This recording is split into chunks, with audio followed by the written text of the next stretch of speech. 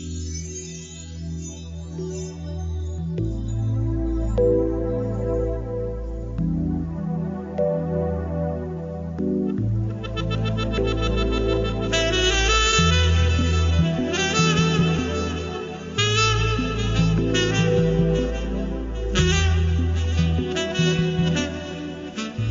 time for love. It's time for your love coach. Let's find out if you're ready for love. Here's your marvelous host, Nikki Leigh. Hello, and welcome to Ready for Love Radio. This is your host and love coach, Nikki Leigh. Today, we are going to talk about dealing with difficult people and difficult relationships.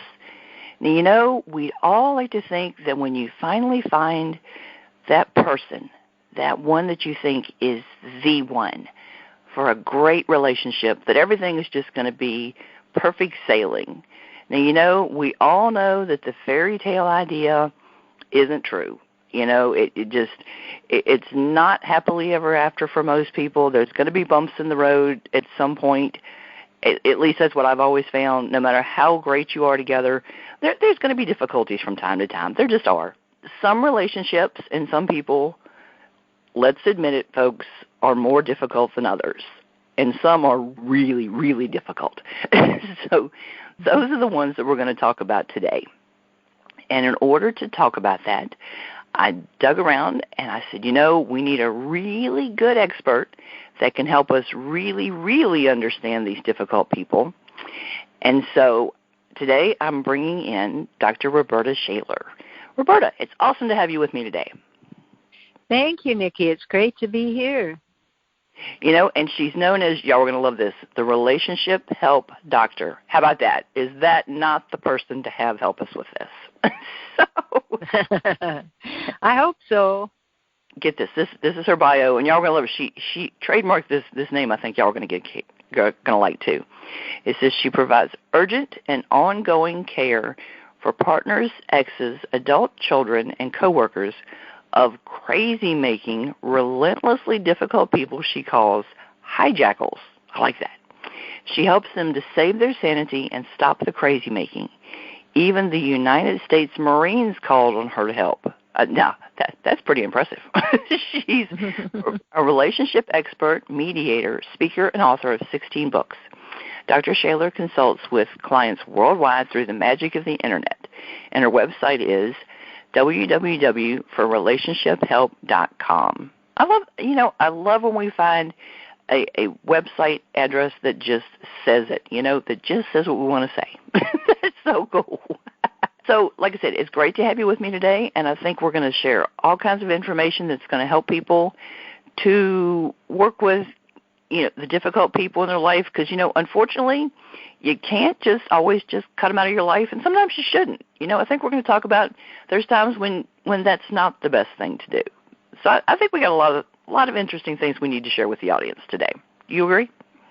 Absolutely. Awesome. Well, I'll tell you what, one of the things I like to ask people in the very beginning is how in the world did they get into the relationship niche? Because this is not the easiest niche to work in. So how did you get into this? Well, it's an interesting progress. I was going to be a medical doctor, and just as I was on my way to medical school, I found out that I was also going to be a mother. And so I switched to psychology, and that's how I happened to have a doctorate in psychology. And I was always interested in conflict and how to help people manage or resolve conflict. So that was always a focus, and of course that led to relationships. So that's the marrying of the conflict and the relationships. Awesome. We just talked about conflict last week. We talked about what to do and how to avoid giving up your power in relationships to other people. And then that kind of leads right into how to deal with conflict resolution, because when you decide to take back your power, that kind of leads to conflict. Well, that's true. And when we're dealing with hijackals, it's all about power. So. Right. See, and then I tell these two just kind of just lead right one into the other. I like when that happens. Yes, it's a good thing, because everything that you've spoken about will get reinforced by today. So that's great. Awesome. Like I said, I love when the shows kind of lead. And for the people that are tuning in today that didn't catch that, they can go to the website and listen to last week, and it all kind of works together. So beautiful. So now, things in relationships, like I said, we want to hope and we want to work on having a relationship go smoothly and, having things go beautifully, and we work to keep the peace. We do. But sometimes things just kind of go sideways in a relationship, and sometimes there are going to be problems. And, sometimes it's just annoying. Sometimes we just kind of get on each other's nerves, and we're humans. This is going to happen. It is. But other times, the other person just drives us crazy. So when do we know the difference between those two? When do we know that we actually need to get help? Well, first of all, I would say if it's happening frequently, that's one thing that tells you need to get help. And if it's been something that recurs, maybe even on a kind of rotating basis, maybe it shows up every 2 or 3 months, but you're having the same argument about the same things, then you better resolve it. The Gottman Institute in Seattle, which is a very fine research institute on relationships, they found that the average couple has a problem for 6 years before they go for help. Oh, wow. That's crazy, because you just lost 5.5 years of your life that could have been much happier. Wow. I know couples that have dealt with the same situation for years and years. Okay. So the answer to the question is Good. sooner rather than later. And if it's a recurring issue, absolutely.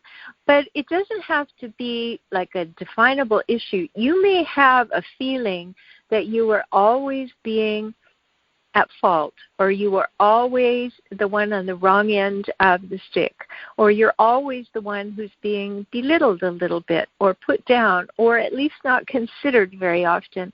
And these things are also reasons to go and get help, because that's a lack of equity in your relationship. Ooh, okay, lack of equity. Can you explain that? Well, there are 3 things that I talk about a lot that must be in a relationship for it to not build resentment and problems. And that is equality or equity, reciprocity, and mutuality. So you have to have equal consideration for one another, and you have to be willing to do things for one another. And then you have to want for the other what the other wants for themselves, so that you can be an encourager and an empowerer. And if those things are not there, then things often go off the rails, or at a minimum, they're very unsatisfying, at least to one person. And as we'll find out later, if you're with a hijackal, there's only one person that matters, and that's the hijackal in the hijackal's mind. All right. Well, I'm very much in favor of equality in a relationship, very much, mutual love and respect between the two partners, and this sort of thing. There are so many relationships that are just out of balance in so many ways, and it drives me crazy to see that kind of thing. Interesting. I like that. All right. Okay. Now, some people by nature are just difficult. They're just difficult. And that's just them. And some people are like, well, that's just part of my charm, is kind of like their comeback. But then some people are what we would call chronically difficult, okay? What's the difference between those two people? Well, I would call one momentarily difficult. So in certain situations at some times, we're all somebody's idea of a difficult person because of the interaction. Maybe somebody's going through something and they get a little offhand, or they say things that they regret or whatever.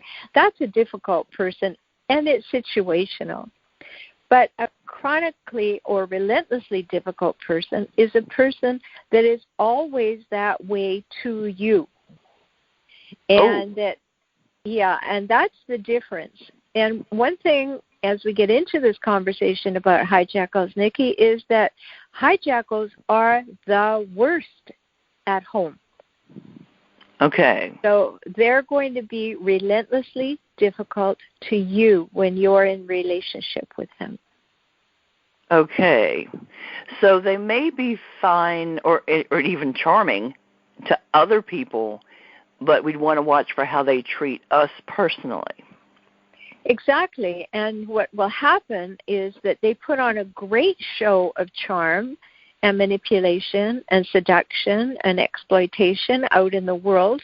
But because it comes with a veneer of, aren't I wonderful, and how do you like me so far, and all, that they can do a great job in the workplace of actually, they often are very bright, so they can do a good job, but they can also mask that behavior until they get into a position of power. And that's what they're after, is a position of power in the workplace. Or in any community organization. One of the places that you will find hijackals, and I find it so frequently, I have clients all over the world, and it seems to be a hotbed, is that they really prefer churches, and particularly fundamentalist churches, because they can have some power, and then they can use the teachings to make other people feel guilty or wrong, and they can use that power as well. So then people are looking up to them as leaders. They've got the referent power. Then they misuse it, and they look for supply. They look for people that they can bring closer to them and control. I was thinking that last night, and I'm like, I think it's just my background making me see that comparison, but you just confirmed it for me. Well, I call them spiritual terrorists. Yes, so do I. And I it's not because of any predilection about any of those organizations. I'm just speaking from my client base. Right. And so a person who's with a hijackal who happens to participate in a particular belief system like that, they will then be the kind of person who is prime hijackal bait, because they want to please, they want to be compassionate, they want to be kind, they want to be patient, they want to be nourishing, they want to do all of those things, which is exactly what the hijackal wants you to do. So they can pick you right out because you are prime hijackal bait. You are going to do everything you can to please them, and they can read you like a book. Wow, yeah. Okay, so it wasn't just my imagination seeing the correlation there. Okay, all right. Not at all. All and right. That's not to say they're not in all kinds of other places, because, hijackals, we might as well talk about this because we've introduced it so often. Hijackals is a term I trademarked because we need it, in my opinion, a non-clinical way to talk about these relentlessly difficult people.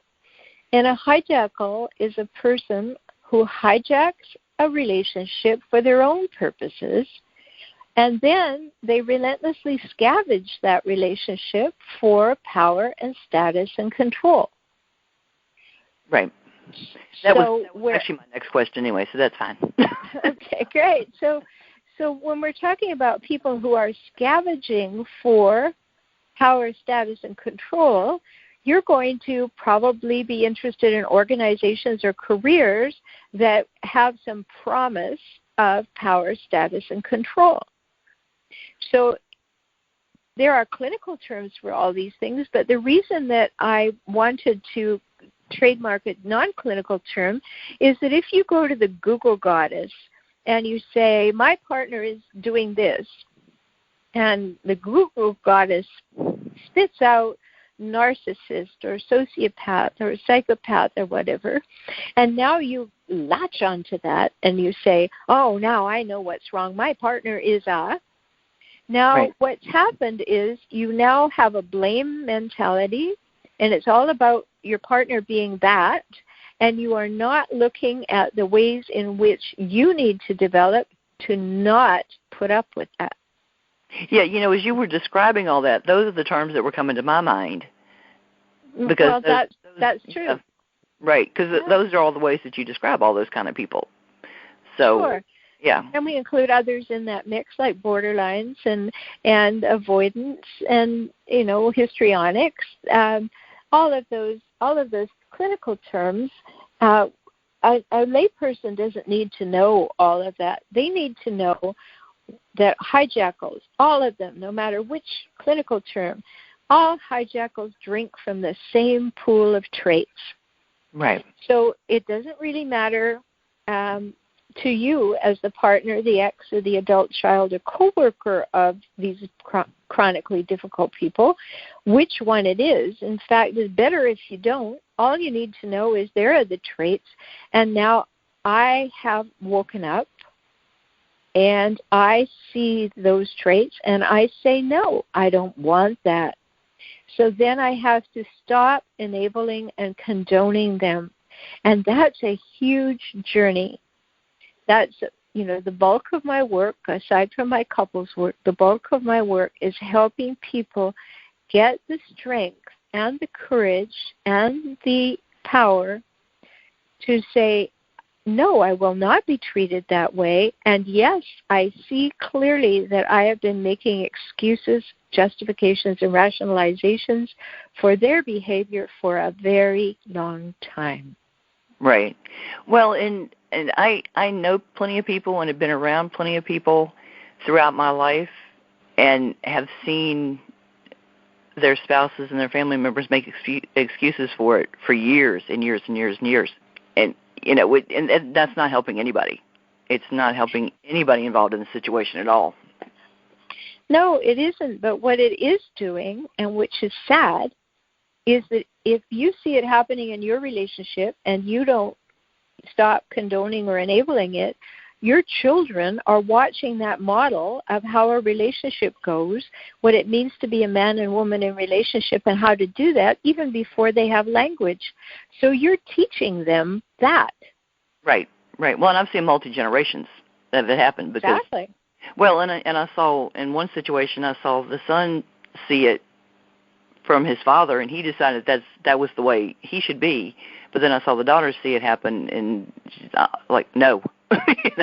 So, But yeah. here would be my question, Nikki. Did the daughter then go on to be in relationship with one? No. That's great. That's great. So she stopped the cycle, because what happens is, although there's gray area in between, of course, but what happens is when you're raised by a hijackal, you inherently, because, as I said, you saw this well before you had language, and it's been imprinted on you and impacted you greatly, you're either going to try and emulate at one end of the spectrum this behavior so that the person will like you if you're like them, or if that doesn't work and you can't ever please them, then you will turn yourself into hijackal bait. I've had clients who have been married to 3 hijackals before they woke up. Right. Yeah, I've seen it too many times, and make many excuses for them too. So that's the trend. You see, if I don't believe that I deserve to be treated well or spoken to well or spoken of well, if intrinsically I don't believe that, because particularly if I've been raised with a hijackal at home, I don't believe that. And so I don't expect better treatment. So when it starts, when it shows up, it seems very familiar. Right. And so there's that imprint and impact is there. And then you have to wake up and do the work. And if you don't, you're going to carry on and attract another one. Well, that's something that's come up on a number of shows in easily the last 6 weeks, is that, it's something that the person gravitates to because it's their familiar. It's their normal. They don't realize that it's unhealthy or not something they should do because it's what they've grown up around. And the thing is, if that's what you've grown up around and you haven't learned any different, that's your normal. That's what you know. That's what your parents did. That's what your father did. That's what your mother did. That's what a relationship is, as far as you know. And if you didn't learn any different, why would you do anything any different? Precisely. And it particularly, you learn it in the family, because you've learned it since birth. So you just are learning this is what family is. This is what relationship is. And sometimes you go to school and you figure out, I've been to other people's houses and they don't behave like this, and maybe you wake up a little bit and say, I'd rather stay at my friend's house than at my house, for instance. Right. But it's very difficult. And the other part, to tie the two things we've spoken about together, if you're in a relationship with a hijackal and you go out and try to tell somebody in the community or someone that they is not in the family about it, or even sometimes family members who really like them because they put on a good show for the whole family. Oh, yeah. When you tell them that you're being abused in this way, and that's what it is, they say, "Oh, you've got that wrong. He or she is wonderful." Right. And so you get re-wounded because you're being re-wounded. You're being wounded by the hijackal, re-wounded by the hijackal's press. Right. Well, and that was another thing I was going to say too, is if you do try to break the cycle and get outside of what the family norm is, the family does fight you on it. I mean, they fight you because you're basically turning your back on what the family's doing, and they take that as an affront because it's like you think you're better than us kind of thing. And trust me, I can tell you from personal experience that's what they do. And that can get ugly. But the thing is, you've got to get to the point where you realize that your health is more important, and you've got to look out for yourself. It can get bad. It can get ugly because, like I said, the family can be supportive, and sometimes you have to look for somebody within the family that will be supportive of you, and it may not be immediate family members. It may be somebody else. Well, it's highly likely to be someone further out of the family, right? On the edges of the family, or a friend who will believe you. But I know so many of my clients have come and they say, I have been to professionals with my partner at least 2 or 3 times, and every time the professional and my partner ganged up on me. Right. Now, the hijackal will go into a situation like that, counseling or therapy or whatever, and their only focus is on seducing the professional. Right. Right. So I don't mean that in a sexual way. I mean that to get the professional on their side, right, to see that the other person is wrong, terrible, weak, whatever it is their complaint is, and then the partner is re-wounded and re-wounded. And they went for help and they got hell. Right. Well, and they're controlling the situation again. Exactly. Yeah. Exactly. And they're very capable of doing it, too. So. Oh, yes. Very accomplished. Well, now we're going to go into a lot of the details of what's in your free ebook, but you want to tell the listeners how they can get a copy of the free ebook? It's very simple. You can get my free ebook, How to Spot a Hijackal, at, wait for it, hijackals.com. And that's hijackals.com. That's right. And I looked it over last night, and I will quickly, I'm going to look it over again in more detail, but it's very enlightening information. Like I said, I was looking through it and going, yep, I agree, yep, seen that, yes, exactly. So lots of good information. Like I said, we're going to cover a lot of it in the show, and I am going to archive the show just like I always do, so you'll be able to listen to it again. But definitely go and download a copy. And also, I mean, even if you don't think it applies to you, if you've got friends, make sure they get a copy. If you've got a friend that they should take a look at it also, because it's great information. And I know plenty of people this applies to that they need to take a look. And they will. And I would say also, too, if you have friends who are dating, they need to see the book. Yes. Because when you are in that hormone haze of dating, you have your rose-colored glasses on, and it's really hard to see red flags through rose-colored glasses. Exactly. So you need to know red. know this beforehand by reading the book so that you can go, oh, I know what that is. I'm not having any of that. Yeah, it's a whole lot easier if you spot it ahead of time and get yourself out before you get crazy about the person. It really does. So if a person starts to notice the signs, okay, if they start to notice the signs and they're like, wait a minute, wait a second, maybe this person's a hijackal, what's the first thing the person needs to do?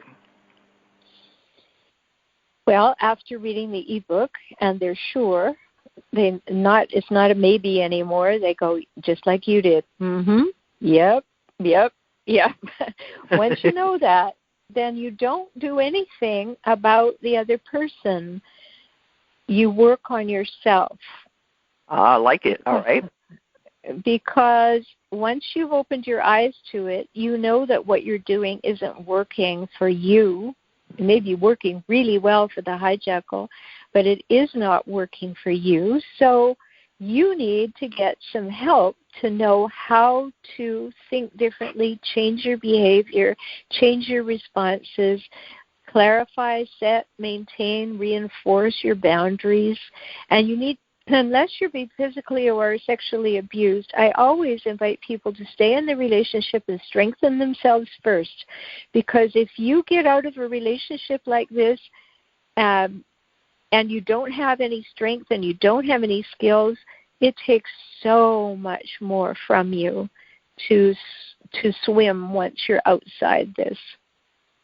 But if you get the skills and the mindsets and the insights that you need, and you've tried them, and you've tried the strategies, and they've become part of you, then when you make the move, you feel much stronger about that. It's not just emotional, I can't stand this anymore. It's, I have no desire to put up with any part of anybody treating me like this for the rest of my life, which is a much stronger place, Nikki, than saying, I hate this, I'm going to get out of it. Right. Right. So the first step is to recognize it and then say, all right, what do I need to do to strengthen and empower myself so that I can have the skills and strategies and insights to live my values? Because no one I shouldn't say no one. There are people, they're not well, but there are people who don't have a value of self. Right. That, I should have well-being, or I should be treated well, or I deserve to have a good life. I mean, those are underlying principles, and some of them are values. And you want to live from your values. And when you're in relationship with a hijackal, they've done the best they can to have you live to their values. And you may have lost yourself very, very far down the rabbit hole by the time you realize you're with a hijackal, because you've been doing your best to, if only I were more patient, if only I were more kind, if only I didn't expect so much, if only I nourished and nurtured the relationship more. You could stand on your head and spit wooden nickels for 5 years, and nothing is going to change until you change. Right. Exactly. Well, and how many times do you talk to somebody and they're like, I haven't felt like me in a long time. And the thing is, if you track it back, it's very likely since they've been with that person. Right. Yes. And if they come from a family of where there's hijackal influence, then breaking through that mold, they don't even know who me is. Right. But they know what they want to move away from, and that's the moment of breakthrough. Like, this is not what I want. So I may not know what I want, but this is not what I want. Right. Okay, so you kind of touched on this, but let's kind of delve into this a little bit deeper. So does a person always have to leave a hijackal? So is it a good idea? Is it always necessary? No blanket answer to that, so I will say these things about it. Sometimes people only have hijackal behavior when they're under severe stress. So there are modifying influences here. If you're with a full-blown hijackal who is usually that way, then you then have to have another consideration. Are there children or are they not? Is there physical or sexual violence or not? So if this person is only occasionally like that, then you can set a boundary that when they're like that, they either have to go away or you go away, or you're just not going to tolerate that behavior. But the rest of the time it's quite okay. So there's the answer. Maybe you don't want to end the relationship. However, most hijackals become very dominant in their behaviors in relationships. So first of all, you do your own work so that you can make a good decision and feel strong about your decision and know that you can survive on the other side of the relationship. And then the question of children comes in. And with my clients, Nikki, we always have to talk about this regarding the age of the children and that there are children. Because of this fact, there's a very fine line that a person has to decide. If I leave this person, so this person's influence is not on my children every day, there's that side of the equation. However, hijackals do really well in court because they manipulate and seduce the court. Right. So they're going to have 50% or more custody. And so where that fine line comes is, all right, right now, when I'm with the hijackal, I can hear and see everything that happens, and I can do something about it. I can talk to the children. I can help the children understand. I can remedy the hurts to the degree that I'm capable. But if I leave the relationship, which may be the wise thing to do in any case, but it is the individual's consideration, and that's why they need help, is because when I leave them and they get custody, there is going to be probably 50% of the time when I don't know what was said or done. Exactly. So depending on the ages of the children, we have to do a lot of talking about the best thing to do there, because the balance is the hijackal is modeling behavior for the children and towards the children.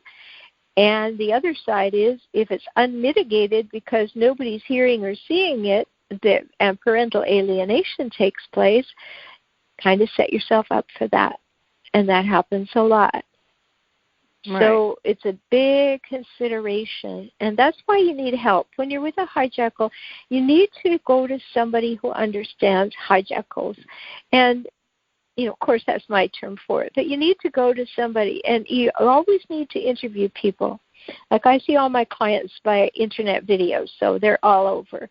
But if you're going to somebody local, interview a few people and say, I know that I'm with a person who behaves like this, and it doesn't show, and he or she can put on an amazing show for you.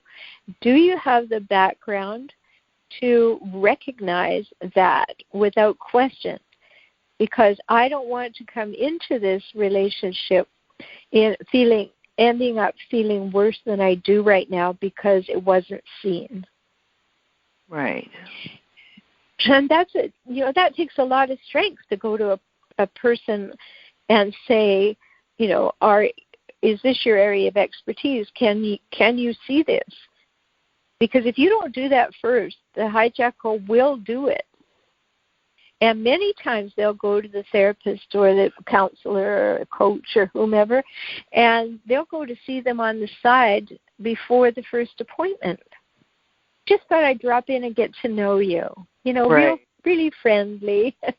Exactly. And what they're trying to do is to manipulate the bias, Exactly. Yeah, well, and they're very good at that kind of thing. So well, they specialize in it. Yes. That's it. I've seen them at work. It's something to behold. Well, it's when you're in a situation and you know the person and you've seen both sides of them. You've seen them in public and you've seen them in private. It's astounding to watch the difference in the person. And to see just how polar opposite they can be, Mm-hmm. And like I said, to see both sides, and just how different. I mean, the whole Jekyll and Hyde kind of thing. I mean, if I hadn't seen a person do that kind of thing, the concept of Jekyll and Hyde would have really floored me. But, I mean, when you've seen somebody do that kind of thing, it's wow. But like I said, and sometimes what you do is you feel it, and then you second guess yourself. Like, haven't you ever been with a person that not necessarily romantically involved, but just having a conversation with somebody, and they're telling you something, and they're kind of getting into it, and there's emotional content, and you say, oh, yes, I felt like that. I really agree with you. And they turn on a dime, and they say, oh, well, that's interesting. I don't think that I actually believe that. And they leave you there, cut off at the knees, bleeding, and you're going, what happened? That's wait a minute. Behavior. Yeah. So it could be something as simple as that, and then if you've been trained by them, you will think, oh, I must have misunderstood. And you won't really recognize that it's just been done to you. It's amazing the head games people can play. Sure. Well, I come from a very, very good background for being an expert in hijackals. My father's entire family was a layer of hijackals. My father was an extreme passive-aggressive, and my mother, bless her heart, was a full-blown hijackal. And why I say bless her heart is because apparently before I was 2 years old and before she had what they called at that time a nervous breakdown, apparently she was a wonderful, fun-loving, easygoing, wonderful woman. But when she had a lot of electroshock therapy, she emerged from that different, and she was a full-blown hijackal. Really? After the electroshock? Uh-huh. Yeah, sometimes that happens. I have a friend who did everything right. Before he married his wife, they went to the Gottman Institute. They took all the courses. He's really bright, and he really wanted a wonderful relationship. And so they got married, and they had a baby, and it was all great until the birth, and she had a very traumatic birth. And when she emerged after the birth and things settled down, full-blown borderline. Just completely done. A huge trauma can change you. Right. And so, it's not. We're not blaming hijackals. We're just simply saying, here's what the traits are. Right. And if you don't care for those traits, don't be with those people. Right. Right. It's a pretty simple equation. And like I said, it was about 3 a.m. when I was reading the ebook, so I know that there are parts I missed. I'm going to go back and finish reading it. But one of the things that was interesting that I picked up, and I'm definitely going to go back to read the section, was they're not doing it intentionally. I'm like, are you sure? I'm like, but I think they're really enjoying this. Well, what I mean by not intentionally, unless they happen, there are some extreme hijackals who are just simply figuring out how to have power over everybody. But when I say they're not doing it intentionally, this is all they know to do. They don't know another way. Right. This is what they learned to do in order to survive growing up. And so it was either modeled for them or that they were, their take on it was that this is what you have to do to be liked or survive. Their fear level is off the charts. They're always fearful. That's why they're hypervigilant. That's why nothing can be their fault. They take responsibility and accountability for nothing. Right. It is always your fault. Yeah, I'm real familiar with that concept with the ones that I'm the closest to. So. Yeah, exactly. And, I was fortunate enough in this whole thing, tongue-in-cheek, she says fortunate, because I was an only child. So I had it coming at me from both sides. Right. And here's an example from my hijackal mom. At least once a week, if not 10 times a week, she would say to me, well, it's a good thing you're smart, young lady, because you're fat and ugly. And, you know, hijackals are immensely and intensely competitive. Yeah. And because I had training and I had talent and I had options that she didn't have, then the competition was on. So she was going to do whatever she could to tear me down so that she felt there was some power for her in the relationship. And, you know, I remember the day, you know, I always thought that both my parents had really big problems. I was a very old soul, I think, and I would look at them and I'd say, you know, you guys are nuts, you know, and listen to the way you talk to each other. But I remember the day when my mother, I think I was about 10, and my mother wanted to spank me, so she grabbed me by the arm. And this is not rocket science, Nikki. She wanted to grab me by one arm and hit me with the other, and I just kept walking in a circle. And she just got so frustrated, she almost blew a gasket right there. But she never did it again because she realized she had no power in that circumstance. Right. I did that to my mom more than once. There, see, you learn too that there is a way that you can take away the power. And, you know, one of my mom's favorite things, she'd come home and she was kind of gossipy. So she'd come home and she'd say, well, I really took the wind out of her sails. And I was about 15 and I heard that so much. And one day I just looked at my mother and I said, well, that's interesting. Have you ever considered taking your sail out of her wind? And my mother just fell apart, you know, like she was just bulging eyes and steam out of both ears. She just didn't know what to do. But, you know, that's the way it was at my house. And it was a battle every single moment. Yep, I can relate way too well. Way too well. Wish I couldn't, but I can. But I figure, well, that's why I share so much of my background on the show, because I figure there's so much. I have way too much material from my background to share that I hope bringing that much authenticity to the show helps other people. You know, because I want the listeners to know I didn't just read it in the book and I'm sharing it with them. I mean, I'm bearing my soul a lot of times to the listeners in the hopes that doing that is going to help them to be able to look at their life and make changes. Because, you know, I know the difference in how I felt before and how I feel now. It's worth it. It is so worth it, you know. Oh, it is. And I'm so glad that you stepped outside of that and you were able to. And, you know, you had the willingness and you had the ability and you did what you had to do that. I mean, so many people are so beaten down that they don't see a possibility. And a hijackal will always do their best to cull you from the herd, to take you from your family, to take you from your friends.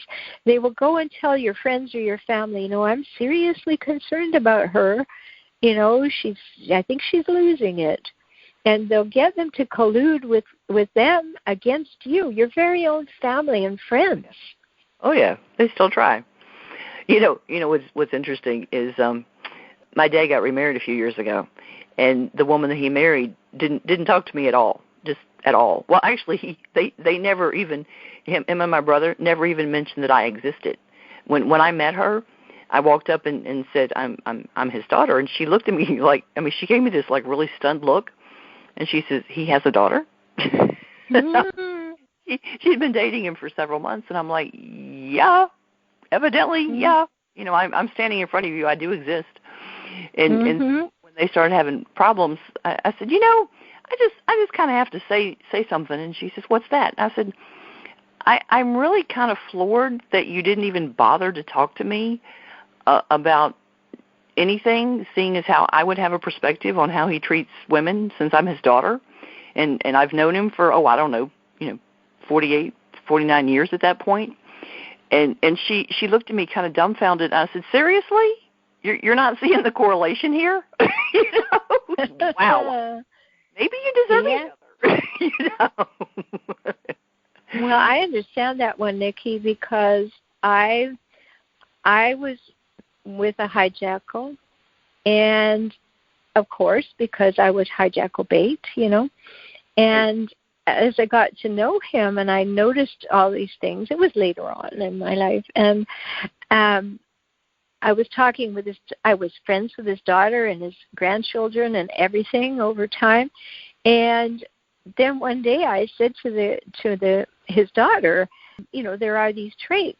And she said, oh, yes. And I said, well, why didn't you mention them? She said, well, we really like you and we want him to marry you.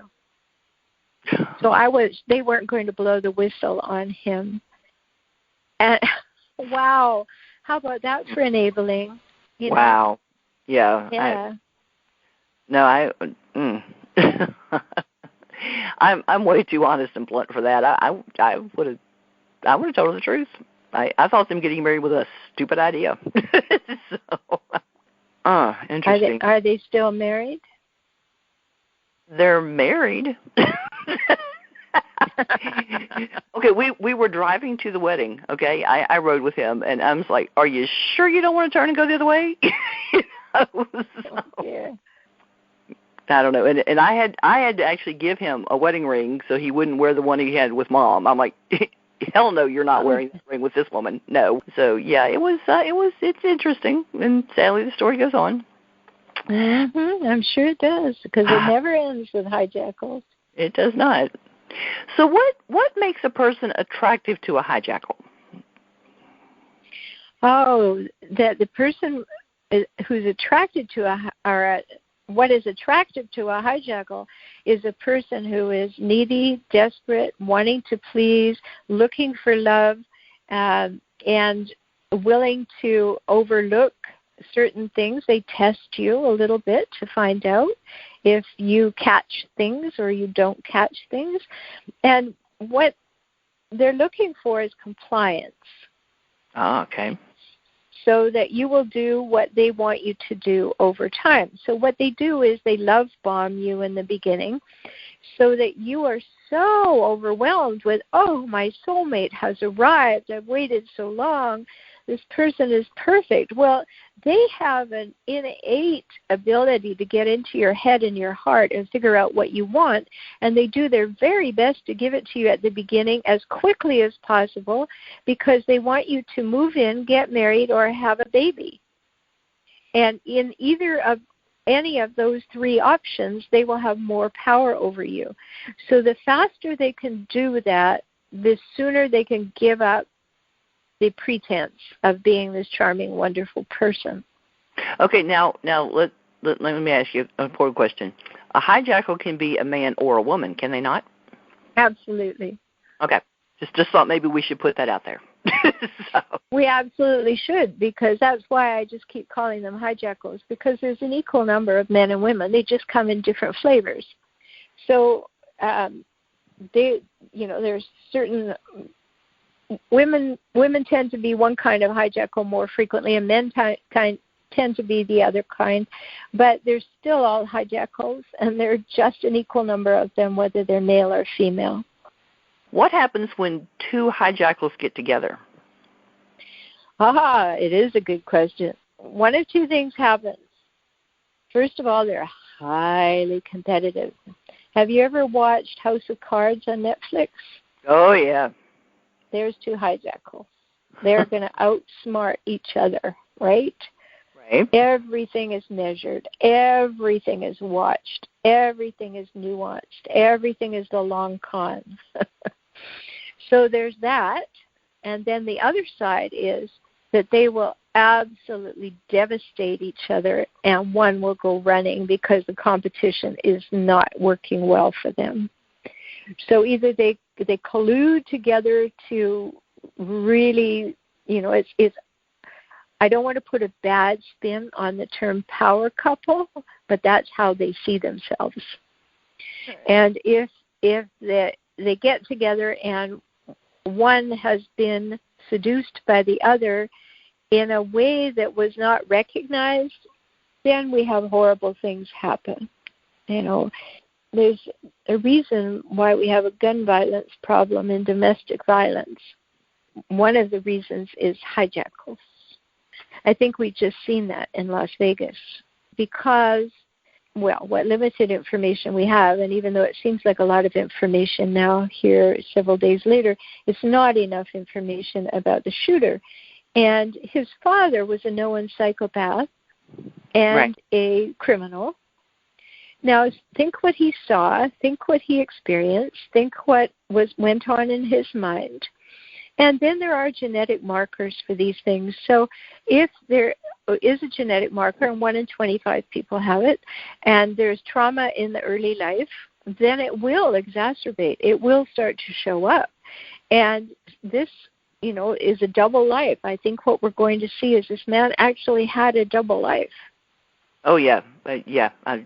Behaving like his father on one level, emotionally, if not any other way. Power over is to get a whole lot of money and have, win a whole lot of money. Gambling particularly would be a good way because you have the thrill really quickly without doing something illegal. But then, what else did he do? We don't know what kind of private life he had. And I don't mean private with his partner. I mean life aside from his partner. Right.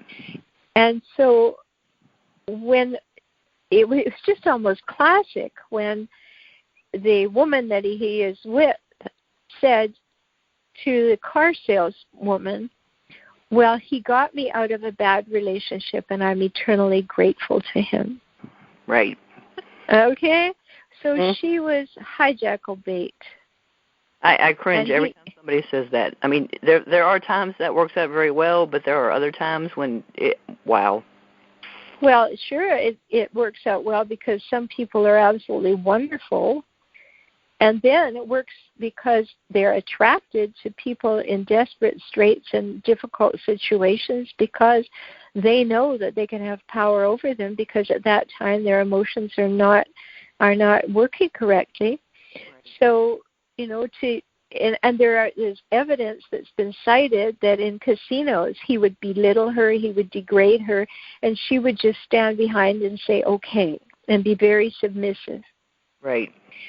Perfect setup for a hijackal. And so this is latent. Maybe he didn't do these things, but he was known to have a terrible temper. His brother said he had a terrible temper. And his brother knows the background. You see, this is the thing that I was saying earlier. You're raised in a family where there's a hijackal parent, then you can go from either being a hijackal to being hijackal bait, or you can rest in the middle. Some few people do. They rest in the middle and go, I'm not having any of that on either side. Let me out of here. I left home when I was 17. Just let me out of here. That's all I want. But now we're seeing an example of exactly what we've been talking about, this Nikki. Yeah, I left about 2 months after I graduated. I'm like, yeah, I saw an opening, I took it. Okay, so how do we stop this pattern? What does it take for somebody to stop this if it's happening in their life? Okay, so we've covered first recognize the pattern, then recognize you're in it, then strengthen yourself, do your own work, right, and then make a decision. If you're going to stay and on what terms and what your boundaries are. Most people will leave because they have to, right, for their sanity, right? And then because you've done your own work before you left, you will be strengthened enough because what they do is they take over the finances. That's a very common thing for them to do. That's a power move. And right. So that's supposed to, they'll slowly, they may have bought you something wonderful in the beginning, and I'll put your name on the house and everything. And then before you know it, your name is not on the house, your name is not on the car, your name is not on anything except debts, and they're managing the finances, and they're putting money aside. One of the people that I've worked with for a couple of years, we've been going to court for forever, it seems, and this hijackal, he is a supreme, ultimate, mega hijackal, and I've worked with him because, of course, he tried to come in and make her wrong, and, that whole scenario I spoke about earlier. So when I showed up in court on her behalf, he was furious. But he was sending money out of the country, and then he'd go to court, and he'd say, well, I can't give her support. I don't have any money. Yet he just sent $80,000 or $100,000 out of the country. And fortunately, she found a lawyer who was willing to keep working on her behalf because she was living in her car.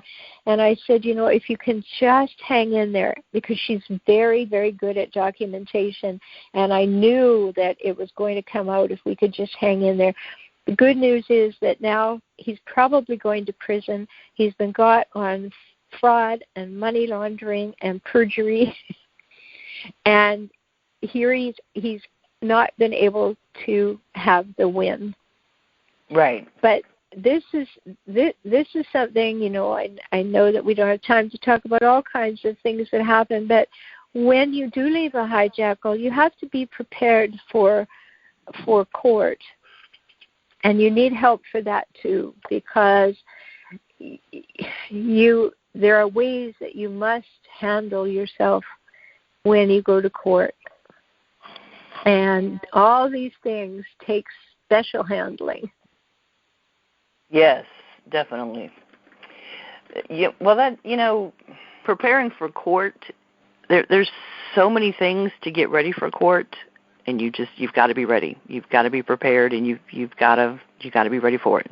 You do, and particularly ready because the hijackals will hire and fire attorneys until they get a hijackal attorney. That's my experience. Yeah, well, you got to have the right one. You got to snow them. You got to have the right one. And you have to have somebody who will absolutely bulldoze and talk over anybody and yell and scream and do whatever is required. And, the court only has so much time. So it's a very difficult situation. And there's a lot of attorneys out there that can do that. Mm-hmm. There are. So how can listeners find out more about you and your work? Well, as you said earlier, they can get the free ebook, How to Spot a Hijackal, at hijackals.com. And after you give your name and email so that the book can be sent to you, another screen comes up where you can buy my book, Escaping the Hijackal Trap, which is really important to read.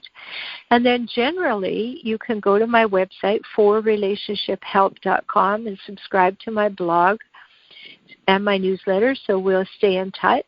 And then you can also go to YouTube at For Relationship Help. That's my channel. And I have many, many videos up there. I've had people who write to me and say, I spent the weekend with you on YouTube, trying to get the answers that they needed. And so there are many ways to get that. And, of course, just put my name in iTunes, and you'll get all of my podcasts. People do that. They're like, I spent the weekend listening to all your archives. You went with me on a trip to so-and-so. Exactly. I had a woman a couple of weeks ago, she said, I just found your work, and I need to talk to you because this man that I left, he wants me back, and I don't know that I should go. And I said, well, just make an appointment. We'll talk about it. So that was a Friday, and she made an appointment for Monday. And on Monday morning, she called and she said, I don't need the appointment anymore. I watched all your videos. I read all your books. I read all your blogs, and now I know the answer is no. I don't need any more help. Well, you know what she did over the weekend. Exactly. All right, so you don't need any help, and you got everything that you needed. Good start. That's so funny. Like I said, it's an important topic, so I'm very glad that we could share the information with the listeners. So if you need to hear it again, and you may need to, just go to www.readyforloveradio.com/hijackals. And in case you need to know how to spell that, it's Hijackals. And you'll find more information about Dr. Shaler, and you'll also find the links that she gave you, and I'll have a link, too, for you to download the free ebook. I love having gifts for the listeners, so that's very cool. I'll make sure that's easy to find. Listeners, I will see you next time on Ready for Love Radio.